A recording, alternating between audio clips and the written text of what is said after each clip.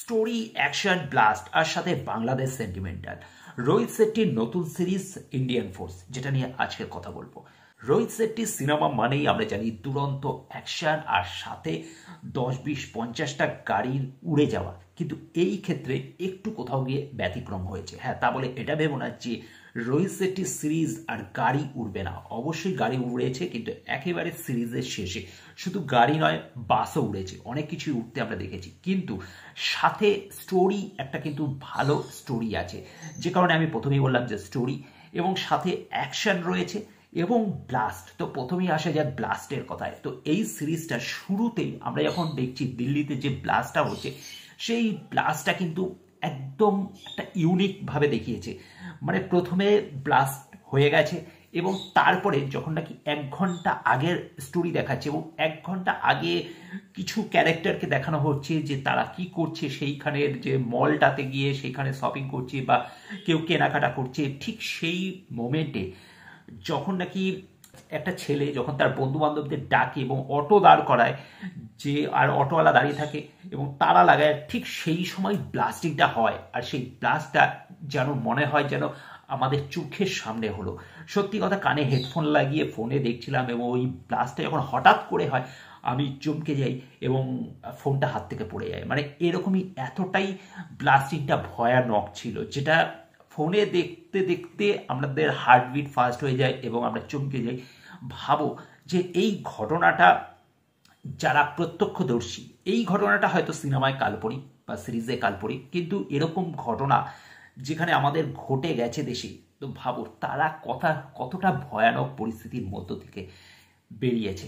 এবং ঠিক সেই কনসেপ্টের উপরই জোর দিয়ে রয়েছে এই সিরিজটা, যেখানে আমরা টেররিস্ট অ্যাটাক দেখতে পাচ্ছি। এরকম বহু সিরিজ হয়েছে, বহু সিনেমা হয়েছে টেররিস্ট অ্যাটাক নিয়ে। এটার মধ্যে হয়তো নতুনত্ব কিছু নেই আমি বলবো না, কারণ এরকম ঘটনা আমরা অনেক শুনেছি এবং সেই নিয়ে প্রচুর সিনেমা হয়েছে, প্রচুর সিরিজ হয়েছে।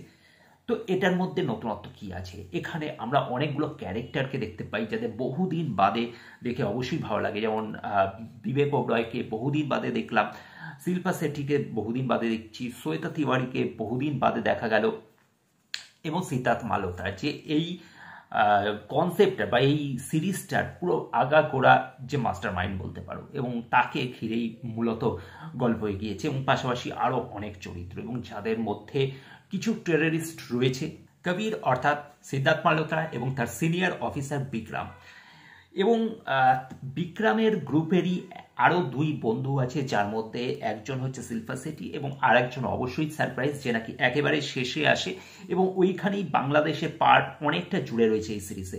তো গল্পে নতুনত্ব কিছু নয়, তাই গল্প সম্বন্ধে বেশি কিছু বলার নেই। জাস্ট কিছু টেররিস্ট আছে যারা নাকি একের পর এক ভারতে অ্যাটাক করছে বা ব্লাস্ট করছে, এবং তাদেরকে এরা ধরার জন্য যে প্রক্রিয়া চালায়, এবং সেইখানে বিক্রম অর্থাৎ বিবেক ওবরয় মারা যায়, এবং তারপর কিভাবে এই গ্যাংকে ধরে, আদৌ কি সবাইকে ধরতে পারে, সেই নিয়ে পুরো সিরিজটা। এখানে আর বিশেষ কিছু বলার নেই, কিন্তু এই সিরিজটার যে ট্রিটমেন্টগুলো হয়েছে বা কিছু কিছু সিন বা শর্টগুলো যেভাবে পরিচালক নিয়েছেন, সেইগুলো অবশ্যই প্রশংসার দাবি রাখে।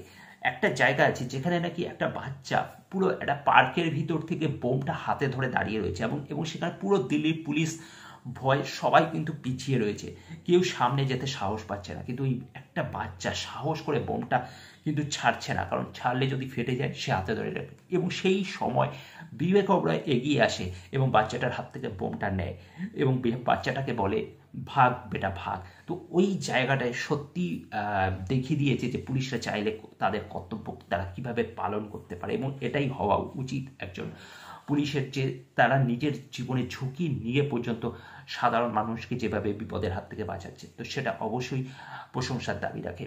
এরকম বহুত শট ছিল, যে বিশেষ করে একটা জায়গা ছিল যেখানে আর কি দাঙ্গার দৃশ্যটাকে দেখানো হয়েছে, এবং সেখানে একটা শট ছিল যখন নাকি গাড়িতে বাচ্চা দুটোকে বাঁচানোর জন্য তার বাবা গাড়ি চালিয়ে নিয়ে যাচ্ছে, এবং গাড়ির ভিতর থেকে পয়েন্ট অফ ভিউ থেকে বাইরে দাঙ্গার দৃশ্যটা আমরা দেখতে পাচ্ছি, এবং সেখানে মানুষ বিপদের মুখ থেকে বাঁচার জন্য কিভাবে হেল্প বা সাহায্য চাইছে বা এগিয়ে আসছে, কিন্তু তখন গাড়ি দাঁড় করানোর কোনো পরিস্থিতি নেই, কারণ বিপদ সামনে, সেই কারণে তারা চলে যাচ্ছে পাশ কাটিয়ে।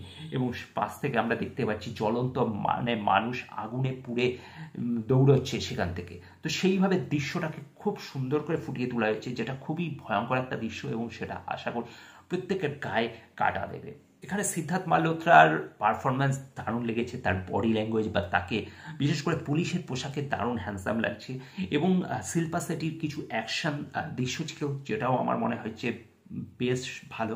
বহুদিন বাদে সে কোনো প্রজেক্টে তাকে দেখতে পেলাম, এবং এইভাবে অ্যাকশন করতে। কিন্তু অল্প উপস্থিতিতে বিবেক ওবেরয় মনে দাগ কাটবেই তার অভিনয় অভিব্যক্তি দিয়ে, যেটা আমার সব থেকে ভালো লেগেছে।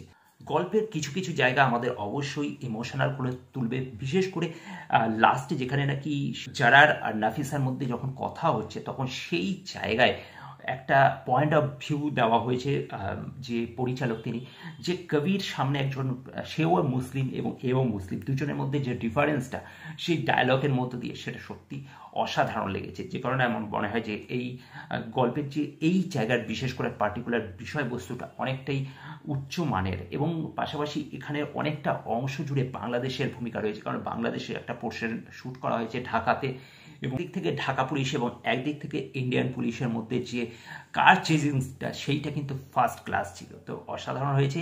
তবে গল্প এখানেই শেষ নয়, সবে তো মিশন শুরু, আরও মিশন বাকি আছে, কারণ এর যে মাস্টার মাইন্ড তাকে কিন্তু এখনও ধরা যায়নি, সে এখন রয়েছে কাঠমান্ডুতে, অর্থাৎ এইখান থেকে এর সেকেন্ড সিজন কিন্তু আসতে চলেছে। তো এটা ফার্স্ট সিজন ছিল, সেকেন্ড সিজনে হয়তো আরও কিছু চমক আমাদের জন্য অপেক্ষা করছে। তো এই ছিল আমার ওভারঅল এই সিরিজটা নিয়ে ভিউ। তোমাদের মতামত অবশ্যই কমেন্ট করে জানাতে ভুলবে না। ভিডিওটা ভালো লাগলে লাইক শেয়ার করে দেবে, আর চ্যানেলটা সাবস্ক্রাইব করে সাথে থাকবে। Thank you.